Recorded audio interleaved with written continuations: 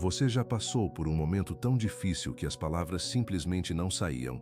Aquela hora em que o coração aperta, os olhos enchem de lágrimas e você não sabe mais para onde correr. É exatamente nesses momentos que muitos de nós descobrimos, de verdade, o que significa orar.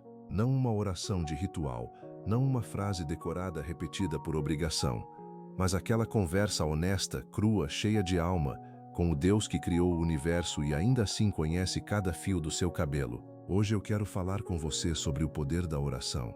E quero que você entenda que esse poder não está na sua eloquência, nem na quantidade de palavras que você usa. Esse poder está em quem te ouve. A oração é a respiração da alma. Assim como o seu corpo precisa de ar para viver, o seu espírito precisa de oração para se manter vivo, forte e conectado com Deus. Quando paramos de orar, a alma começa a sufocar. Começa a ansiedade, o desânimo, a sensação de que estamos sozinhos no meio de uma tempestade que nunca vai passar. Mas quando a gente se ajoelha, seja literalmente ou de coração, e fala com Deus, algo muda. Não necessariamente as circunstâncias, mas algo dentro de nós muda. A paz que excede todo o entendimento começa a guardar o nosso coração, exatamente como Filipenses capítulo 4 promete. Isso não é teoria. Isso é experiência real de quem já orou no chão da sala, com o rosto molhado de lágrimas, e sentiu a mão de Deus pousar sobre o coração. O primeiro ponto que quero trazer é este. A oração nos posiciona na presença de Deus.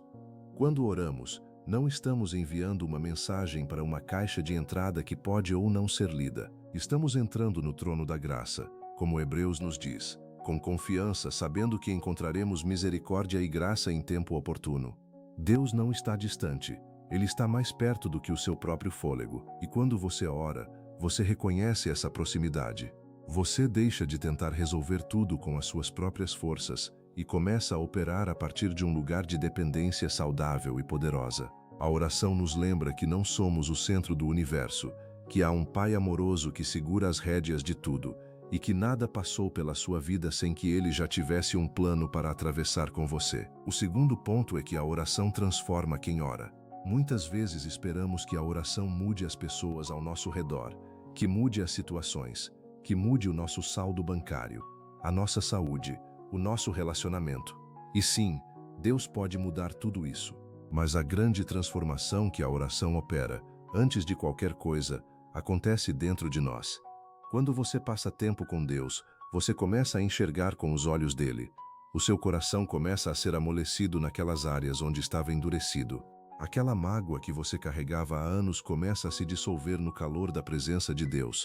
Aquele medo que te paralisava começa a perder força diante da certeza de quem é o Deus que está com você. A oração nos molda. Ela nos conforma à imagem de Cristo, que era o homem mais poderoso que já pisou nesta terra, e ainda assim vivia em oração constante. Se Jesus precisava orar, o que dizer de nós? O terceiro e último ponto que quero destacar é que a oração move o sobrenatural. Tiago 5, versículo 16 diz que a oração eficaz do justo pode muito. Não é exagero bíblico, é declaração divina. A história da igreja está repleta de testemunhos de pessoas comuns que oraram e viram coisas extraordinárias acontecerem. Doenças curadas, famílias restauradas, vidas que estavam à beira do abismo e foram resgatadas pela graça de Deus em resposta à oração de alguém que não desistiu de crer. Mas atenção, oração poderosa não é oração longa ou elaborada, é oração sincera. É você chegando diante de Deus como você é, sem máscara, sem fingimento, com fé, mesmo que essa fé seja do tamanho de um grão de mostarda. Deus não precisa da sua perfeição, Ele precisa da sua honestidade e da sua confiança. Então eu te pergunto hoje, como está a sua vida de oração? Não estou perguntando se você ora perfeitamente, se usa as palavras certas ou se passa horas de joelhos. Estou perguntando se você tem conversado com Deus, se você tem levado para Ele as suas alegrias, os seus medos, as suas dúvidas, os seus sonhos. A oração não precisa ser grandiosa para ser poderosa. Ela precisa ser real. Comece hoje. Se você não sabe por onde começar, comece com honestidade. Diga a Deus exatamente o que está sentindo. Ele aguenta, Ele entende. E mais do que isso, Ele responde. Não desista da oração quando a resposta demora. Não interprete o silêncio de Deus como abandono. Muitas vezes o silêncio é o lugar onde Ele está trabalhando nas profundezas do que você ainda não consegue ver. Continue orando, continue crendo. A oração é a ponte entre a sua limitação e a ilimitada capacidade de Deus. E enquanto você estiver orando, você está conectado à fonte de todo o poder, toda a sabedoria e todo o amor que existe. Vamos orar juntos.